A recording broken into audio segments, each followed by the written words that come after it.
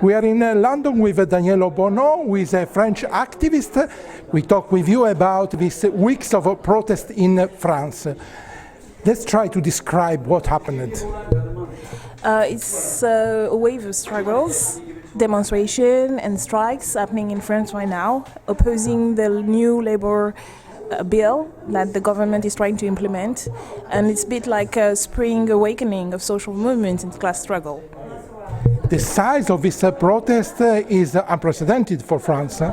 Yeah, we have a long history of working class struggle and strong social movement, but over the past years there have been slower and lower movements, mostly because the Socialist Party was elected 5 years ago, thanks to people on the left voting for it against Sarkozy. So the social movement were more kind of paralyzed. They didn't want to confront the government too soon. But now it's like they are on the offensive again.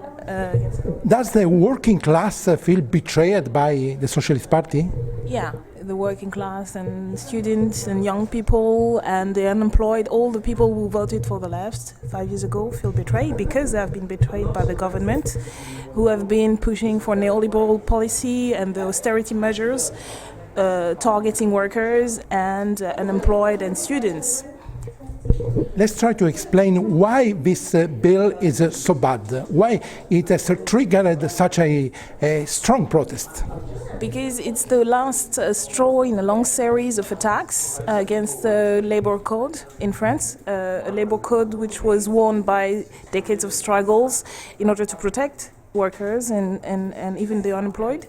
And this one is about making the labor market more flexible, which means, for instance, allowing employers to fire more easily people and to reduce the severance package that the workers have when they have been fired, to work longer hours. So it's the last attacks in a series of attacks against labor code in France. What's next now in this protest?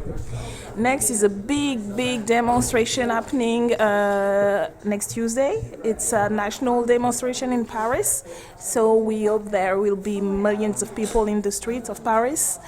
And there's a parliamentary process happening now, and we expect that the movement will push more MPs to oppose the law and to vote no to the vote of confidence that the government is using to try to push the law, because they used a constitutional tool in order to bypass parliamentary debate and to pass the bill without parliamentary debate, which is a strike against democracy, and that angered a lot of people.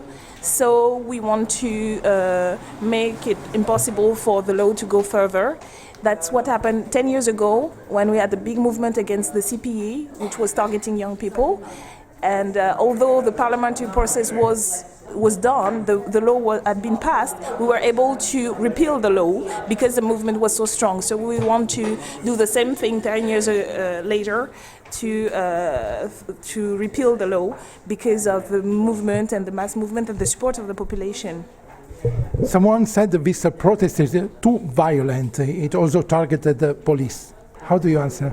Of course it's violence, because there is a high level of police repression. The violence is overwhelmingly on the part of the police, and there's an unprecedented number of people being hurt in demonstration. The riot police attacked the May the 1st demonstration, which is a traditional working class, family, young people demonstration. That was unprecedented. So yeah, the violence is on the part of the government and the riot police, and there's a lot of anger from people, ordinary people, against it, because it shows that the government is on the defensive and trying to create tension and to cast a bad view on the movement. But it hasn't worked because the movement is still supported and it's going strong.